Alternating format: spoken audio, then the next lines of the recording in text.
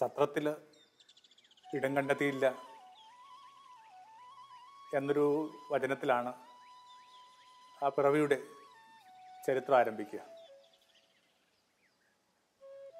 എന്തുകൊണ്ട് കിട്ടിയില്ല എന്നുള്ളത് ഒരു കവി കുറിക്കുന്ന കണക്ക് ജോസഫും മേരിയും വാതിലിൽ നാണയം കൊണ്ട് കൊട്ടാനായിട്ട് മറന്നുപോയെന്നാണ്. നാണയം കൊണ്ട് കൊട്ടിയാൽ തുറക്കാത്തൊരു സത്രമില്ല.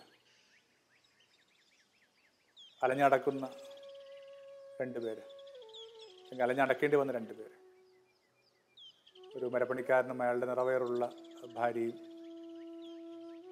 ആ രാത്രിയിൽ ഇങ്ങനെ വീഥികളുടെ അരക്ഷിതാവസ്ഥയിലേക്ക് വലിച്ചെറിയപ്പെടുക. ഒരുതരം പ്രവാസ ജീവിതത്തിൻ്റെ ആരംഭമാണ് ഉള്ളിലെ കുരുന്നിനിത് സമ്മാനിക്കാൻ പോകുന്നത്. പക്ഷെ കൃപ പോലും നീതീകരിക്കപ്പെടുന്നില്ല. എന്തിനാണ് കൃപ?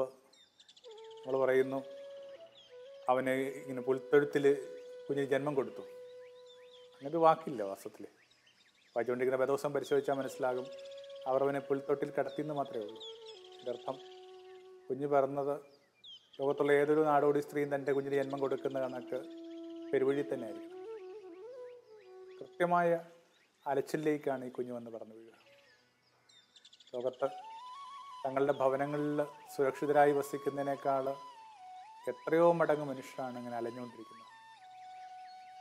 ചരിത്രം മുഴുവൻ അവരുടെ കഥയാണ്. നമ്മുടെ കാലത്ത് നമ്മൾ അത് വായിച്ചു കേൾക്കുന്നുണ്ട്.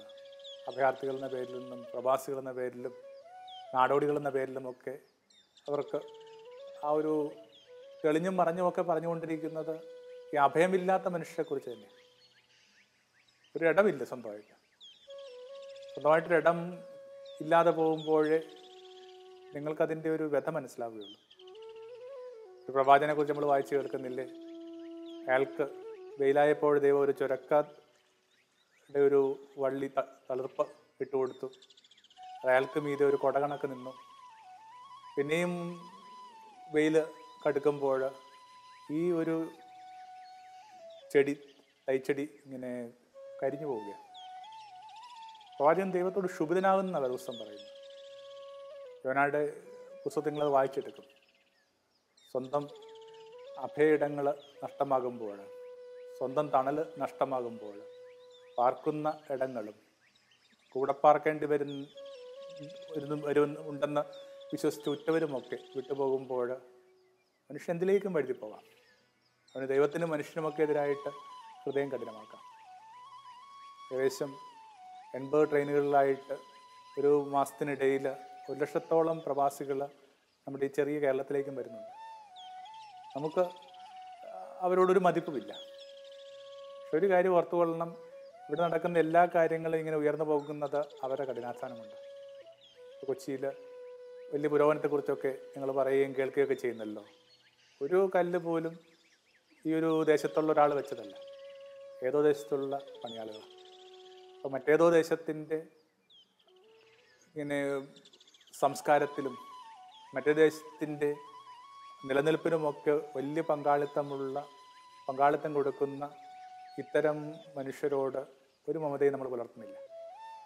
ഒരു മൊബൈൽ ഫോൺ ചാർജ് ചെയ്യാനായിട്ട് അവർ നിൽക്കുമ്പോൾ പോലും നമ്മൾ പറയുന്നു, ഇവരിത് വിളിക്കാൻ വേണ്ടിയല്ല ആ മൊബൈലൊക്കെ ഇങ്ങനെ ഉപയോഗിക്കുന്നത്, ചെയ്യുന്നുണ്ട് നല്ലതല്ലാത്ത ദൃശ്യങ്ങൾ കാണാനും സിനിമ കാണാനും വേണ്ടിയാണ്.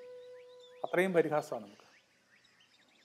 ഒരു കാര്യം ഓർത്തുകൊള്ളണം, ഈ ഭൂമിയിലേക്ക് വെച്ച് ഏറ്റവും കൂടുതൽ യാത്രകൾ നടത്തിയിട്ടുള്ള ജനസമൂഹങ്ങളിലൊന്നും നിശ്ചയമായിട്ടും ഈ മലയാളി ജനത തന്നെ ആയിരിക്കണം. എന്തെങ്കിലും തർക്കമുണ്ടോ ആ വിഷയത്തിൽ? ഓരോ കാലത്തും ഇപ്പം വടക്കൻ മലബാറിലുള്ള യാത്ര തന്നെ എടുത്തു നോക്ക്. എന്തൊരു അരക്ഷിതമായ ഇടങ്ങളിലൂടെ, എന്തൊരു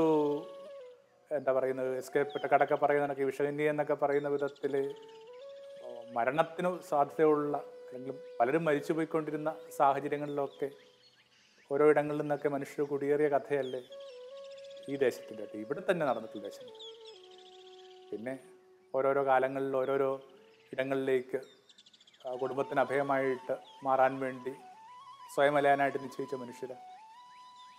കുറേ കൂടി അലയുന്നവരോട് ഒരു ശ്രദ്ധ ഉണ്ടായാൽ നല്ലതാണ്. എപ്പോഴും ഭൗതികാർത്ഥത്തിൽ മാത്രമല്ല അവർ അലയുന്ന ഓർത്താലും നല്ലതാണ്. കൂടെ ഇരിക്കുന്ന മനുഷ്യരും ചിലപ്പോൾ മനസ്സുകൊണ്ട് അലയുന്നുണ്ട്.